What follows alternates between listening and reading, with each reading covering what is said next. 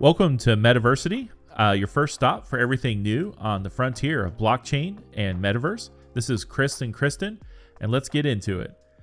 So I thought we'd start out with looking at some new glasses. And by the way, I just got a new pair of glasses, and they had Ray-Ban stories there. And I thought I would just ask the question, because I'm super blind without my glasses, if I could get those. And kind of my fears before we even get into the really cool stuff from like Meta and Apple and Google and all those folks is starting to get realized. The stories don't even have like a heads up display. And the folks, I'm not done yet trying, but the folks at the eyeglass place said that I can't get them. Not that they don't come in prescriptions. Right, you're just too blind. Exactly, yeah. Well, the funny thing, I was thinking about that. I think the funny thing is, like, their demographic right now, for people who are willing to be early adopters on this stuff, are going to be people that are kind of techie. And, we all, maybe it's because we spend so much time in front of the computer screen and whatever. Right. But like, honestly, a lot of us are, at varying stages of being sort of blind or, just degenerative eye whatevers. And so it's really, I guess it's kind of like they're missing the boat here, because they have decided, right, that you do, like, they're not going to support past a certain level of that. Yeah. Not that the glasses can't do it. Obviously they can, because you have glasses now. Right. They just made a decision that they're not going to go past a certain point. And the funny thing is, like, when you think of the Coke bottle glasses guy, like the nerdy guy is kind of what comes, maybe that's just stereotypes or whatever, but like that's what you think comes to your brain, and those are the people they're choosing not to support. But that's exactly the like demographic of people who would be willing to like try these things out. And for what it's worth, I don't have something like a degenerative eye disease or glaucoma or any of those things. I just have a real severe stigmatism. And for anybody who's not sure what astigmatism is, basically instead of my eyeballs being perfect spheres or close to perfect spheres, they're more egg shaped. But so it's not like it's a degenerative thing that's going to get worse, or it's just kind of, yeah. It's just, like I said, I say varying levels of blindness, but you know what I mean? Like, right. You have to wear glasses, and those glasses have to fix quite a lot. Right. And it's, in the past, those have been very thick glasses, and they're getting thinner every time we go. But like, it's not like, they're really not like, there's no reason why. There's no reason. The pair I have now are actually, kind of small, and the lenses are kind of small too. Yeah. They're actually smaller. The frames themselves, and from a thickness standpoint, because I was looking at all of that, Ray-Ban stories actually have to pack in the cameras and the batteries and all the stuff that makes it in there. So they've done a really good job of putting that goes in the frame. That goes in the frame. And they've done a really great job of making that compact. So I think at first glance, most people wouldn't notice it. But when I put my glasses on next to it, my new ones, they're significantly thinner. Right. And they can squeeze little lenses in there that are, the technology's gotten so good that they're like average lens thickness, I think now. You can get the super thins. I could never wear, not that I want to, but I could never wear the super thin wireframe glasses. They would just look silly. But I can wear kind of the plastic rimmed ones, and they look pretty good. People aren't going to go, oh my gosh, he's got the Coke bottle bottom glasses going on. They look normal. Yeah, but to your point about kind of where we're headed with some of these glasses, as I look over there, I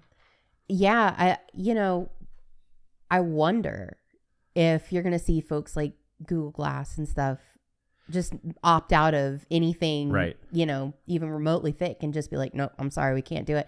And because those glasses, the glass will matter. Yeah. That totally just pulls out a giant segment of potential. It's a concern. It's not so much that I want to tell everybody on our podcast about my woes in getting, prescription glasses. It's because there's a big segment that may not be able to get them. Yeah, I think I mean, like I said, you're early adopter group, and I don't know how big of a segment that actually is, but like it feels like it could be pretty significant of a chunk of that group. Right. So yeah, we'll have to see how it turns out. I mean, it's irritating. Look, if anybody is actually like with those teams and you guys are, listening to this podcast, do a little research, because my gut is that you're alienating a pretty significant portion of your early adopter group. That's just my gut.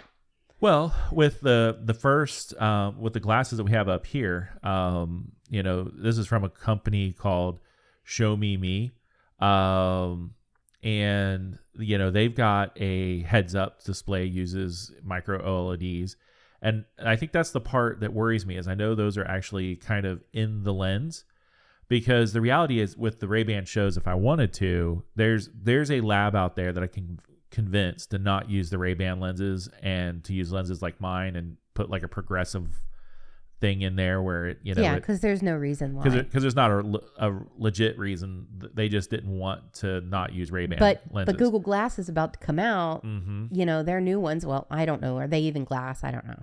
Not sure. But when those glasses come out, as handy and as awesome as they're going to be, like, are you going to be able to get a prescription in those? Yeah. I mean, how do they do that when you have, a clear OLED screen embedded somehow in that lens? Yeah. So I don't know. I'm worried about it for myself, and I'm sure there's a whole segment out there that would like it. I mean, I may just have to see what LASIK options or contact lens options are out there for me, because I don't want to miss that tech revolution when it comes. But so this company has some interesting glasses. I think the first thing that is going to be noticeable by anybody checking these out is the aesthetic. So where I feel like everybody else that's making these glasses are doing everything they possibly can to make them look like a normal pair of glasses or sunglasses or something like that. And this company is doing a crowdfund to finance the creation of these. And it's like they don't care. It's like, we got cameras, we got heads up displays. People are going to know you've got your AR glasses on when you look at these pictures. Right. I mean, maybe that's it. Maybe it's intentional because they understand something about why people were labeled like glass holes and stuff. Right. Right. A few years back. Where I struggle with it is, we just did a podcast, a few shows back about everyday wearable AR glasses and how quickly they could come about. When I look at these pictures, there's no reason these couldn't be everyday wearable. I mean, so they kind of check that box. I worry a little bit with how thick the arms are as to how heavy their solution's going to be when they do come out. But they've got some stuff that's packed in there. They have a 50 megapixel primary camera. I mean, that's pretty crazy. So you're going to, in theory, be able to take some pretty nice pictures with it. They have a secondary 8 megapixel periscope camera that has a 15 times zoom. These all seem like creeper features, but magnify. Yeah, I said magnify. 15 times. I need to check that person out and what they're doing. I don't know. But it does kind of an exciting thing that you're starting to see pop up in the specs for these new things when they come out are like the OLED screen. So they have an OLED micro LED OLED screen embedded in these. So you've got your heads up display. It's made by Sony, so it's it's probably going to be pretty decent. Then they say it will record for 100 minutes straight on a charge. So that's pretty lengthy. Hopefully it's got room to record for 100 minutes, or it's got some place to place all that, especially with some of these larger cameras at higher resolutions. And it'll recharge to 80% charge in like 30 minutes. So I mean, it's pretty stout for what it is. Oh, and the thing is the price. So for about $300, they're initially going to be released in China, but they're going to cost about $370 US. So that's not a crazy price. for what it has. Yeah, that's kind of interesting. You know, I have like flashes in my head of like wearing glasses now, like maybe these. I don't think you could quite be quite as on the sly with these particular ones, but wearing them and going to see like a show and 100 minutes of record time, that might be almost enough, depending on the show. To do a pirate copy of a movie or a show or something. Yeah, like a play, a musical or something, go see something on Broadway, and if it's short enough. Well, a lot of those are only about an hour and a half, if you take the intermission out. So yeah, you could probably get there. You could get pretty close. So it depends on the show. I know that's a horrible way to be thinking of it. It's just like immediately where my brain went. Gosh, I have to imagine you come walking into a theater with those things on, and people know exactly what you're doing. Don't mind these glasses. Yeah. They are not the way they're not what you think. They look very sci-fi. I mean, that's why I kind of stuck that other dude up there. I actually went searching the Riddler? The Riddler looking guy with his batteries and all that stuff. I went looking because what are the spirals supposed to be about? I don't know. In my head, I saw these and I thought I would never wear these on the street, but they kind of look cool. So I'm conflicted. Like they kind of look Are those batteries like double A's like strapped to the side of those? They are. Now, I'm not saying his glasses are cool. I'm saying that the Xiaomi glasses are kind of neat. So like I said, I'm kind of conflicted. Like I might wear those, but I might not because they're kind of obvious. I'm not sure. I feel like I'd look a lot more like the guy with the Riddler glasses if I put those on. Yeah. The what you think you look like in your head versus the reality. Right. Kind of thing. So I don't know. They're neat. They're kind of cool. They look like I'm way more apt to get something from Google or Apple or Oh yeah, absolutely. Anybody who gives me glasses that don't look like that. You know what I mean? Like, give me something that looks okay. Even if it has the light, and I'm gonna put some like gaff tape over it or something. But like, if it's not just like immediately obvious that they have cameras and stuff inside. I think the voice inside of me that's sort of embarrassing is if these Xiaomi glasses had come out 10 years ago, I probably would have worn them. I'd been like, look at this. I got a camcorder on the side of my head, and yep, I'm sporting some smart glasses. So I don't know. I mean, I don't know. Like if it's the only game in town for a while, maybe in the house, might get those and. Yeah, I mean, I don't think they're going to be the only game in town. No, I think we're about to have some stuff that's like pretty freaking epic. I think there's going to be. I think where they're going to have an advantage is the price point. At $370.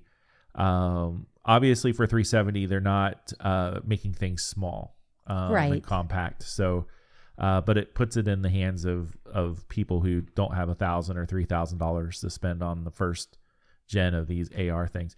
It does have I did read it does have the same kind of translation technology that the Google glasses have, and I also saw InReal has partnered with somebody and has that. So I don't know if Google was first. I didn't dive deep enough to find out if Google was the first. It doesn't even matter if they're first. I mean, that's kind of the same with all of them, They're the first right? ones I saw it with, and it looked pretty amazing. Yeah. And so I think that's probably where you're going. It's less about who's first and more about who's actually like gonna do it the best. Right.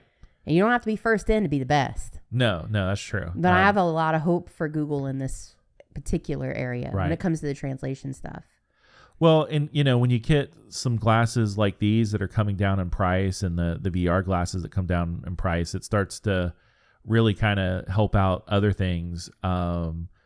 Like the availability for people to get a hold of them for even, educational purposes or, maybe professional reasons versus, in kind of your personal life, I would be very skeptical about wearing something like these every day, like the ones we have here. But, if I showed up, at my job and they said, hey, you have to wear these to do your job, I'd probably be like, okay, probably be a lot more fine with it. Yeah, I don't know. I think wouldn't wear these particular ones personally. But like if Google comes out with theirs and I can get my hands on some, I'd probably wear those. So, and then, all this technology starts to allow professionals to do a lot more stuff. I've got a picture of these conjoined twins.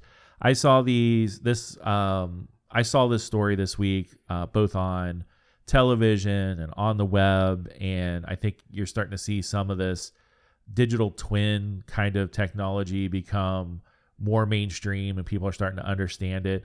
It gets lumped in with the metaverse. And I think at some point it will really be a part of it. And from like a virtual reality or augmented reality standpoint, and how this works, I think it's, a piece of it and will become incorporated more into it. But the short of it is, and I'll have links to it. So if you want to know the hospital names and the doctor's names and all that stuff, there was a set of conjoined twins that you can, see on the board there. And they were conjoined at the head. And it was one of the more difficult conjoined twin scenarios for doing separation. They shared, arteries and blood vessels that go to the brain and all this other stuff. And through the help of virtual reality, they were able to use things like CT scans and other technology to essentially make a digital twin of these kids' brains, and allowed European doctors to help these Brazilian doctors learn how to do this life-saving operation, or life-changing, I should say. I'm not sure it was necessarily life-saving, but looking at where they're conjoined, obviously they would have had probably a pretty poor quality of life. It'd be hard to do much conjoined in that manner. They were able to spent like 3 months rehearsing in a virtual world the procedure and the techniques used around it. And these doctors that had never done this level of procedure anyway were able to successfully separate the twins. And they have a long way to go from recovery, but they survived, and it went about as well as it could have gone. So it's pretty neat to see that technology used. Yeah, definitely. It's not the first place that your brain kind of goes when you're imagining the usefulness of the advancements in this area of technology. But yeah, I mean, I find it interesting that you're using the term digital twin on this. I mean, you can make sort of a model of it.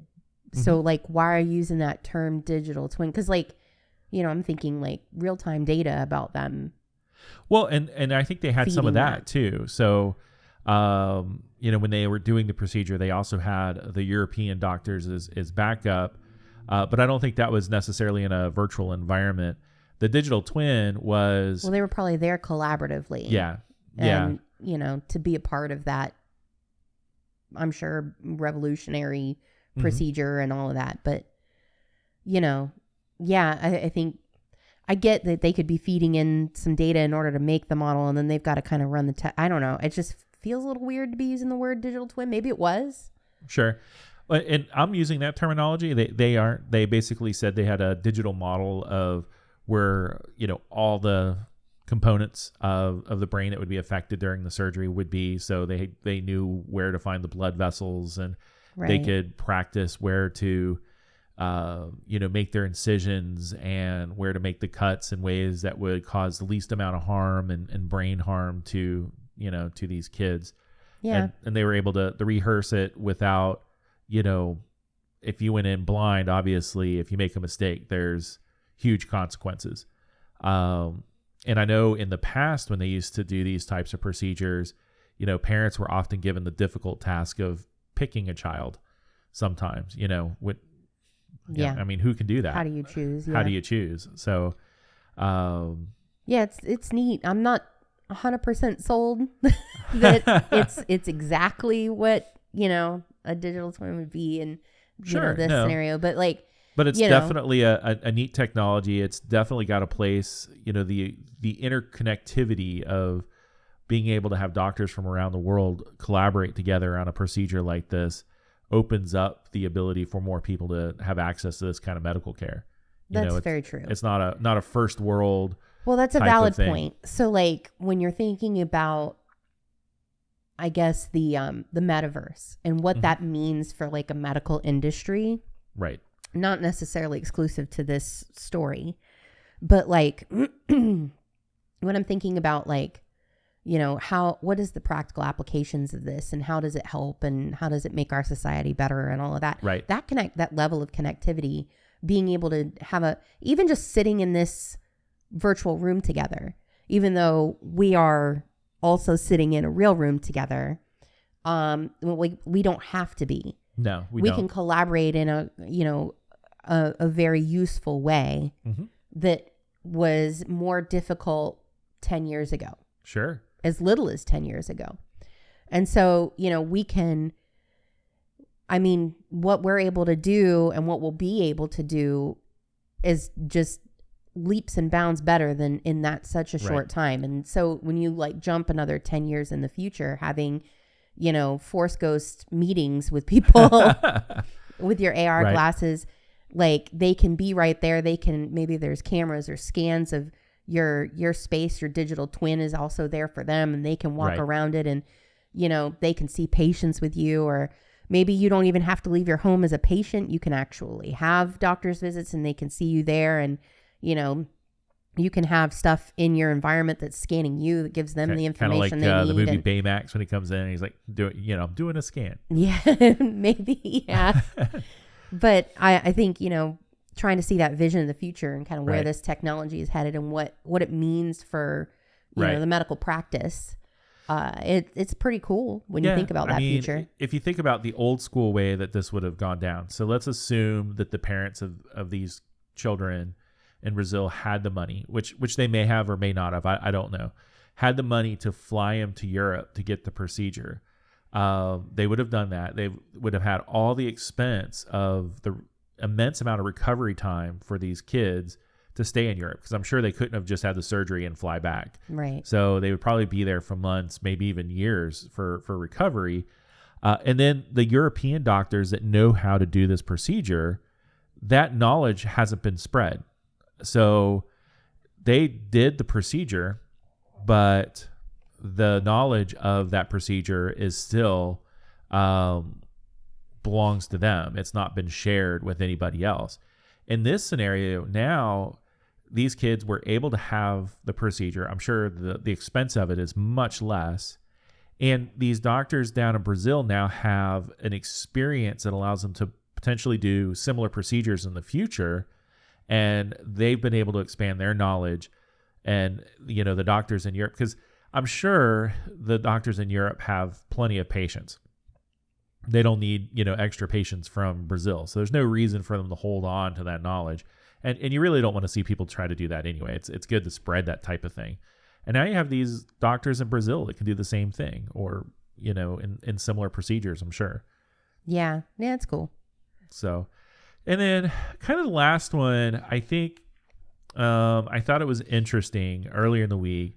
Vitalik Buterin, who's the creator of Ethereum, was doing a speech, and he cast a little bit of shade or poured water on, you know, Meta's vision of the metaverse a little bit. And the way he did it is he said that Meta doesn't understand what people are looking for in the metaverse. And I think some of that's kind of true. I think the limitations are more in technology, myself personally. I think people don't know what they want yet, but until the hardware gets there that can support it, I think will be a big dictator in that. But anyway, I'm getting off track. So he said Meta basically has no idea what people want, and so they're just coming out with all these technologies like, you know, these virtual workspaces like we're in, and virtual environments, and, you know, developing all this tech, and it's part of why they're kind of struggling financially right now. And I don't know that I totally agree with that, but I don't think it's why they're financially struggling, but sure. Sure. Especially their metaverse, kind of the divisions that are working on the metaverse stuff. And he said anything they produce going forward is going to be a misfire because of that. Now, I have a ton of respect for Vitalik. I mean, obviously creating Ethereum and seeing the potential there. He's a smart guy. He knows what he's talking about.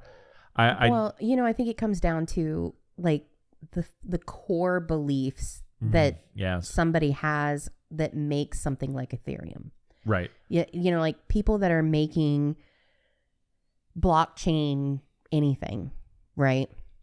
I won't say any, like all of the creators of things blockchain, but I think at their heart, right? Yes. If you're making something for that, like you're at your core, you're thinking about a more open future where you own your data, but like you're more connected and it's a more level playing field. And I think that is a direct contrast to what companies like Facebook believe at their core. They believe that they should own things that are not theirs to own. Right. Like because data, they've gotten away. Experiences, yeah. Well, yeah, because they've gotten away with that so far.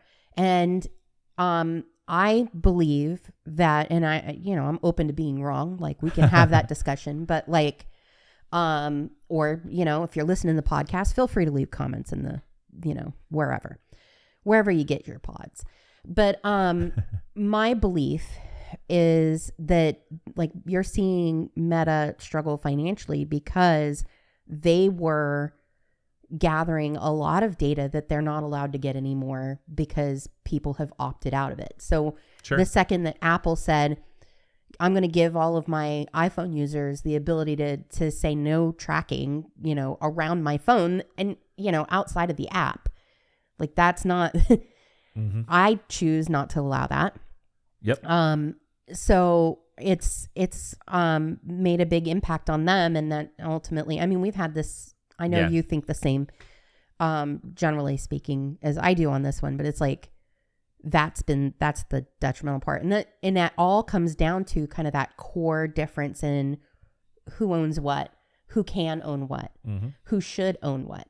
And, of course, a big corporation that has made it as far as they have, like Facebook is not, or Meta, like they are not a small company. They are a mega giant. And they have made it for years and years and years now where they have been able to get away with that shit. Yeah. No, that's really what it comes down to. And now people are starting to like, find ways around that to not have to do that. And most of our youth now doesn't use Facebook for anything. They don't create accounts. Like they're not there. Right. So they're not gaining more users. It's less and less every day.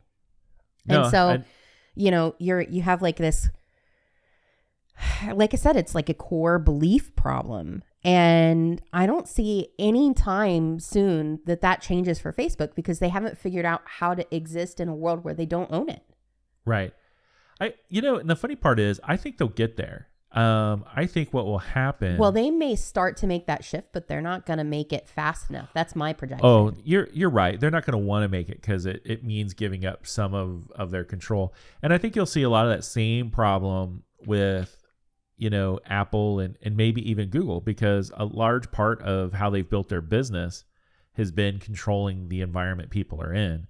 And I think what will happen is some of these bigger companies, and there could definitely be some companies in kind of stealth mode or whatever that are figuring some stuff out. But these larger companies have the money to put behind figuring out some of the hardware stuff. So what I think you may see is, Meta comes out or Google or Apple comes out with some really amazing hardware for experiencing the metaverse in. And then they have to figure out how to make that hardware work with what actually becomes the metaverse that's more open and on blockchain and has all that stuff. It's not a hardware thing or software thing. It's not a, decentralized owning of data thing. It's like, it's everything kind of together. Right. But I think one of the key, like, failure points for a big company like Google, like Facebook, that they have made their money off the backs of that data and selling that data brokers and that kind of thing. I think that's the failure point you're seeing, because they're not understanding that where we're headed he understands. Yes, he does. But, you know, I mean, I just don't think they quite understand yet that that's where we're headed. That's what people actually want. And when the masses realize that, nobody's going to put up with the crap that, you know, Facebook's doing, for example. Well, and Facebook hasn't realized that if they get to a place where instead of just taking somebody's data and not giving them something in return for it, that, you know, people might offer up the data, whatever it is, openly if they get something in return. Well, for sure. I mean, you have a chance for you that kind of technically stuff. get something in return. It's just whether or not you like that thing you're getting. For example, if they're tracking me across apps or they are listening on devices or whatever it is, right? Right. Or they're scanning pictures of my face as I'm, you know, flipping through a data stream and they're gauging facial reactions or things that I like. I am like the exchange for all of that data is a more tailored experience to me. Things I like, things I'm interested in. Okay. Yeah, I can see that. And that's the trade-off. And I understand that trade-off. I feel like I understand that trade-off anyway. Maybe there's more benefits too that I'm not quite, you know, touching on here, but that's kind of the big ones. Right. So like when I think about, is that trade worth it? Right now it is. But I don't know that it will always have to be that exchange. And I think what makes sense. To your point, what you're saying is, you know, I may choose in the future. Let's say instead of using Facebook, I'm using the social media of the future that is blockchain and it's decentralized and I control my own data. I may choose, okay, I'm going to allow access to this parts of data and only this parts. And I can, you know, decide on a more, you know, granular level. Yes. And then say, this is the stuff I need, stuff related to this. And if you want more data, you're going to have to show me why. Right. Why do I need that? Why do I have to give you access to that new data? Right. And then I can weigh it out then. But like, you don't just get to automatically start taking shit. Like that's not okay. And I think that's what has people so like upset about it. Right. And the kind of humorous part to me is when you understand, as I'm sure, say his name again because I can't say it. Vitalik. Vitalik. Okay, so when he is, and anybody like him, honestly, when they're thinking about that kind of future, they're going right, like everybody has such a problem with Facebook and Google and all of these mega tech companies and all the data they own and, you know, selling it all and whatever. Like they understand this is the solution. And you kind of sit back and laugh almost at like everybody's so pissed at it. It's like, but you also are nobody like those same people that are pissed about it don't understand blockchain and how that's the solution. Right. And it's like, oh man, as soon as you guys, whoa, I don't know what that was. I don't know. It worked. So as soon as they realize that, it's bye Facebook and hello blockchain. Right. Like that's where we're headed. So it's kind of humorous while you're thinking about it, but it's like, you know, when you know that that's the vision, you know, it's hard to be like, yeah, Facebook's has got it figured out. Like you're not going to have that statement. He's never going to have that statement. No. He's always going to be poo-pooing on it because he should. Right. Unless Facebook pivots, which is hard to believe it would. Not impossible. Not in a significant enough way and not in that direction. Right. So I don't believe it. Not for a second. But, I mean, we'll see how it all plays out, right? Like, absolutely. I mean, it's all coming fast, so I don't think we'll have to wait long. Yeah. Come on, Google Glass. I'm ready. Or, well, whatever the name will be. Yep. But on that note. Yep. Please subscribe. Leave us a comment. And we'll catch you on the next one.